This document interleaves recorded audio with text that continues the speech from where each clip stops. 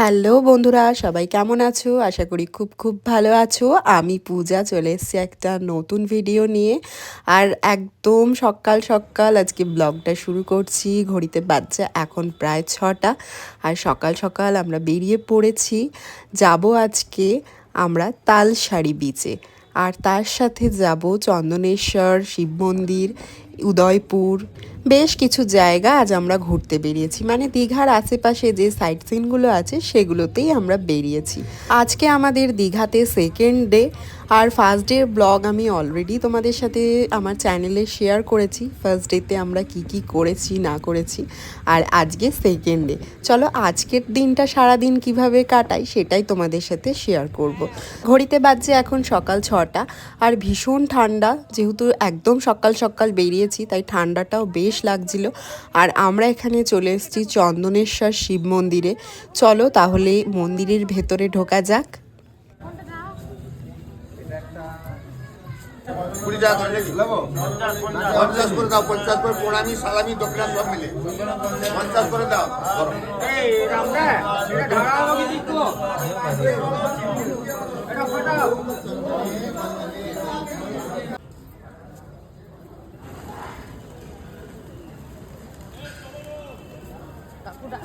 তাড়াতাড়ি করছে বেরিয়ে যাচ্ছে।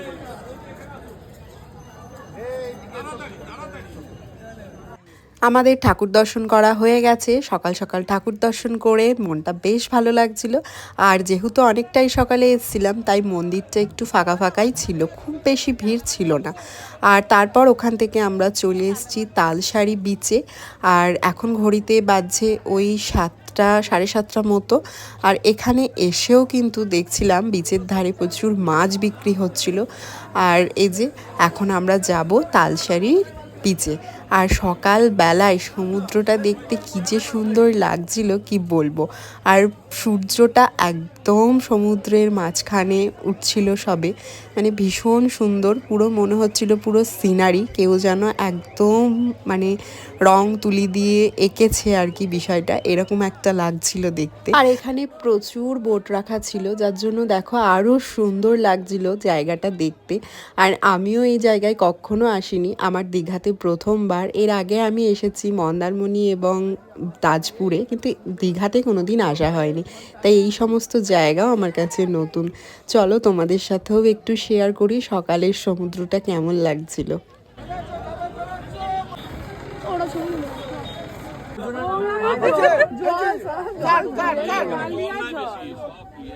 আমরা এখন বোটে করে যাব তালসারিরই একটা দ্বীপে। এখানে মাঝে মধ্যে ছোট ছোট দ্বীপ রয়েছে, তো এই বোটে করে সেই দ্বীপে নিয়ে যাওয়া হয়। আর সেখানে নাকি প্রচুর রেড ক্র্যাব দেখতে পাওয়া যায়, তো আমরা এখন যাচ্ছি সেই দ্বীপে রেড ক্র্যাব দেখতে।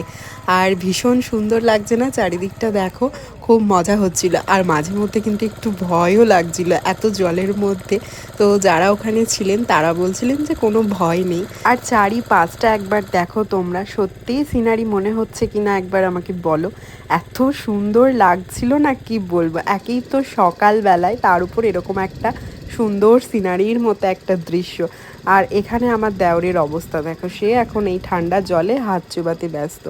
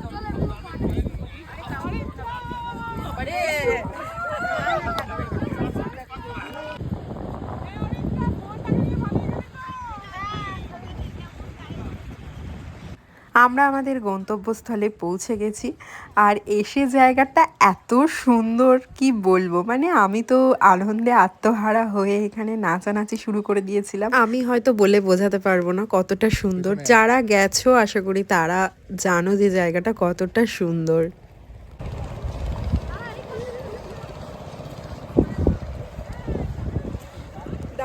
এই দেখো লাল কাঁকড়া কি সুন্দর না। আর এখানকার যারা বাসিন্দা আছে তারা না ঠিক বুঝতে পারছিল যে কোথায় কোথায় কাঁকড়াগুলো থাকে, তো ওনারা যেখানে যেখানেই বালিগুলো খুঁড়ছিলেন তো সেখানেই ঠিক কাঁকড়াগুলো উঠে আসছিল। আর এরই মধ্যে ঘটে গেল এক দুর্ঘটনা। আমরা যখন দ্বীপে নামলাম তখন আমাদের নৌকার যে মাঝি ছিলেন তিনি বললেন যে আপনারা 1 ঘন্টা টাইমের মধ্যে তাড়াতাড়ি ঘুরে আসবেন, না হলে এই দ্বীপগুলো জলে ডুবে যায়। ও বাবা, 1 ঘন্টা তো দূর, আমরা নেমে 15 থেকে 20 মিনিটের মধ্যেই গোটা দ্বীপটা আস্তে আস্তে জল এসে ডুবে গেল।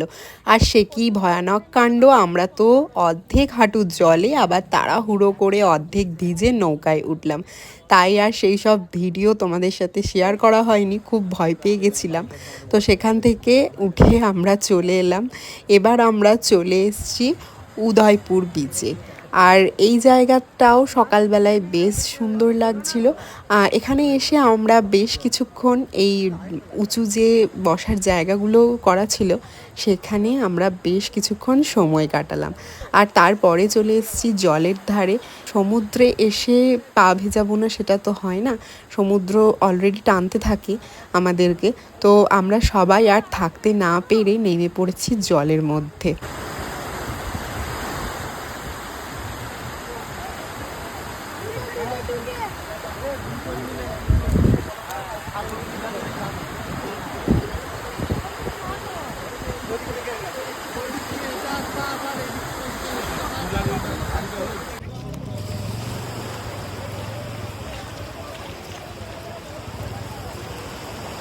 আর এইখানে বরের সাথে পায়ে পা মিলিয়ে সমুদ্রের মধ্যে হাঁটতে কিন্তু খুব ভালো লাগছিল। মনে পড়ে যাচ্ছিল 1টা বছর আগে আমাদের প্রি ওয়েডিংয়ের দিনগুলো। এরকমই ঠিক 1টা বছর আগে শীতের সকালে আমরা এসেছিলাম মন্দারমণিতে প্রি ওয়েডিং শ্যুট করতে। তখনও বেশ খানিকক্ষণ আমরা জলে এইভাবেই কাটিয়েছিলাম। আর এই যে চলে এসেছি তারপর আমরা বোটিংয়ে। আর আমি কিন্তু জীবনে প্রথমবার চাপলাম, আর ভয়ে আমার সে যা অবস্থা হয়েছিল সে কি আর বলবো। আমার বর এখানে আমাকে রীতিমতো জোর করে চাপিয়েছে, কিন্তু আমার সে যে কি ভয় সে আর কি বলবো। তো তারপরে বুঝলাম যে ভয় লাগলেও বেশ কিন্তু মজাই হচ্ছিল। আর যেহেতু সবাই মিলেছিলাম তাই বেশ আনন্দ হচ্ছিল।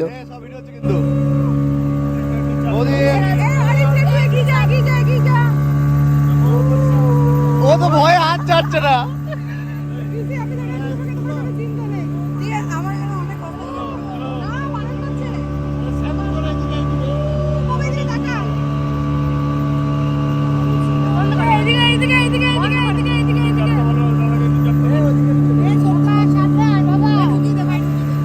আর অবশেষে জল থেকে নেমে আমার সেজে কী শান্তি বলার নেই। আর আমি তো রীতিমতোই দাদাটাকে বলছিলাম, দাদা আর বেশি দূর নিয়ে যেও না, ভয়ের চোটে খুব ভয় পেয়ে গেছিলাম। তো যাই হোক, সেখান থেকে আমরা ফিরে এবার যাব হোটেলে। আর হোটেলে গিয়ে কিন্তু আমরা আবার চলে গেছিলাম ব্রেকফাস্ট করে বিচের ধারে। আর আমরা রীতিমতো সমুদ্রে নেমেছিলাম, খুব হই হই করে স্নানও করেছি। যেহেতু ফোনটা আর নিয়ে যাইনি সমুদ্রে নামবো বলে, তাই সেই ভিডিওগুলো আর তোমাদের সাথে শেয়ার করা হলো না। আর এরপর চলে এসেছি আমরা লাঞ্চ করতে। তো লাঞ্চ ঠাঞ্চ করে আমরা এখান থেকে আজকে বেরিয়ে যাব মন্দারমণির উদ্দেশ্যে। লাঞ্চ করে নিয়ে আমরা চলে এসেছি রুমে ফ্রেশ হয়ে ড্রেস ফ্রেস চেঞ্জ করে নিয়েছি। আর এই যে সমস্ত ব্যাগপত্র গুছিয়ে রেডি করে রেখেছি। সমস্ত দিক কমপ্লিট হলে আমাদের বাস ছাড়বে, আর ওদিকে রান্নাবান্নার জোগাড় যন্ত্র সব মানে করে নিয়ে যাওয়া হচ্ছে। তো অলরেডি বাসে সব কিছু তোলা হয়ে গেছে এবং বাসও ছেড়ে দিয়েছে মন্দারমণির উদ্দেশ্যে। আমরা আজকে সন্ধেটা মন্দারমণিতে কাটাবো, অ্যান্ড সেখান থেকে আবার রাতের বেলায় আমাদের বাস ছেড়ে আমরা বাড়ি ফিরে আসব। আর চলে এসেছি আমরা মন্দারমণিতে ঢুকে এই একটা মন্দির ছিল বিচের কাছাকাছি, তো সেখানেই আমরা চলে এসেছিলাম। তাহলে আরেকটা এরকম 3টে ছিল না? ওটা 3টে ছিল না, 2টো ছিল না, 3টে ছিল। কিন্তু এরকমই কালি ছিল। সমুদ্র গেলে এবার চলে এসো। মাঝেরটা কালি ছিল। হ্যাঁ হ্যাঁ। আমি এখনই বনা মনে করে মেয়েটাকে ডাকতে যাচ্ছিলাম। কিছু বলছো?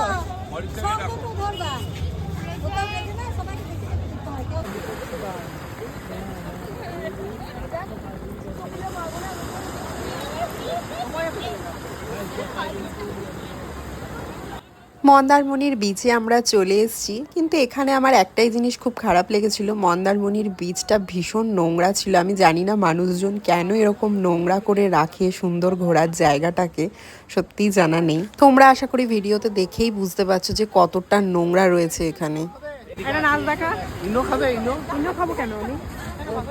ওই তো ওর। না না, নাচ দেখা, নাচছিলি এরকম এরকম করে নাচ দেখা। ওই হবে না আমাদের সেই ওই নাচটা ওই নাচটা। নাও নাও নাও নাও তোলো নাচ লাগে দিব।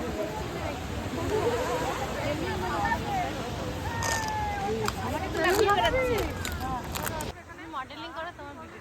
আড্ডা, হাসি, মজা, আনন্দ আর ছবি তোলায় বেশ সুন্দর একটা সন্ধে জমে উঠেছে। আর সত্যি এ এক অন্যরকম সন্ধে। সমুদ্র ধারে রাতের বেলায় একটা আলাদাই ফিলিংস। সবার ভীষণ এখানে ভালো লাগছিল, সবাই বেশ জমিয়ে এখানে আড্ডা মারা শুরু করে দিয়েছিলাম আমরা।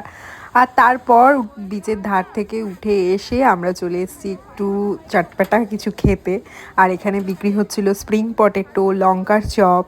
কিছুজন স্প্রিং পটেটো কিনে নিয়েছিল আর আমি এখানে নিয়েছিলাম লঙ্কার চপ। ফার্স্টে ভেবেছিলাম হয়তো খুব ঝাল লাগবে, কিন্তু ঝাল লাগেনি, খুব ভালো লাগছিল লঙ্কার চপটা খেতে। আর এই লঙ্কার চপ খাওয়া, শপিং সব কমপ্লিট করে আমি এবার চলে এসেছি বেলুন ফাটাতে। আর সেটা রীতিমতো আমার হাজবেন্ডই আমাকে জোর করে নিয়ে এসেছে। ভালো? বাহ,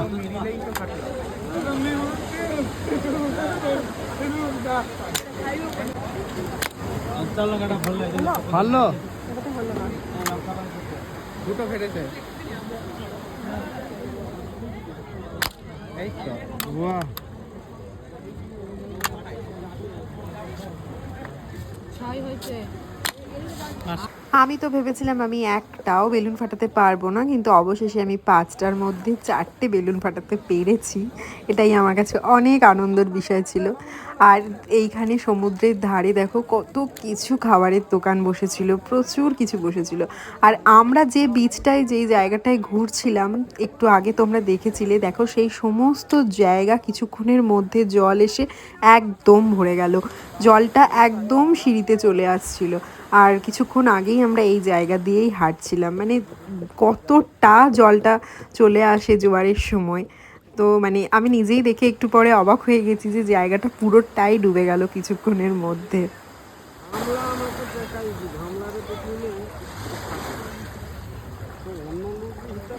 ছাড়বা নিজে, তাকে টানি ধরবো। আমরা বিচের ধার থেকে ঘুরে চলে এসেছি অবশেষে এখানে রাতের ডিনার করতে। আমাদের এখানে একটা হোটেল টাইপের নেওয়া হয়েছিল যে ডিনারের জন্য, যেখানে সেখানে তো আর ডিনার করা যায় না, তাই একটা জায়গা নেওয়া হয়েছিল। আর রান্না তো আমাদের করে আনাই হয়েছিল। এই খাবারগুলোকে গরম করে আমাদের এখন চলছে রাতের ডিনার। আর আজকে রাতের ডিনারে আমাদের ছিল ফ্রাইড রাইস আর চিকেন কষা। তো এবার এখানে ডিনার করে আমরা একটু ফ্রেশ হয়ে তারপরে আমরা উঠবো বাসে।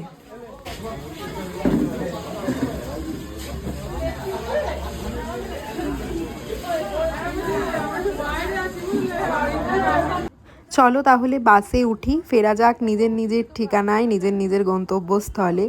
আনন্দ, মজা, হাসি, ঠাট্টায় দুটো দিন বেশ ভালো কাটলো। আর আমার নিজের 2 পরিবারকে নিয়ে এটা ছিল আমাদের প্রথম ট্রিপ এবং 2024-এর লাস্ট ট্রিপ।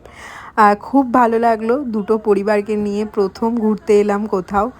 বেশ ভালো কাটলো দুটো দিন। তোমাদের সাথে শেয়ার করার সাথে সাথে আমার ইউটিউবের পাতায় সমস্ত স্মৃতিবন্দী থাক। চলো আজকের মতো ব্লগটা এখানেই শেষ করছি। সবার ভালো লাগলে আমার চ্যানেলটা অবশ্যই সাবস্ক্রাইব করে দিও আর লাইক কমেন্ট করো। 2024কে জানাই বিদায় আর 2025কে জানাই স্বাগত। সবাই ভালো থেকো, সুখে থেকো, নতুন বছর সবার ভালো কাটুক। আবার আসবো নতুন একটা ব্লগ নিয়ে। চলো আজকের মতো টাটা।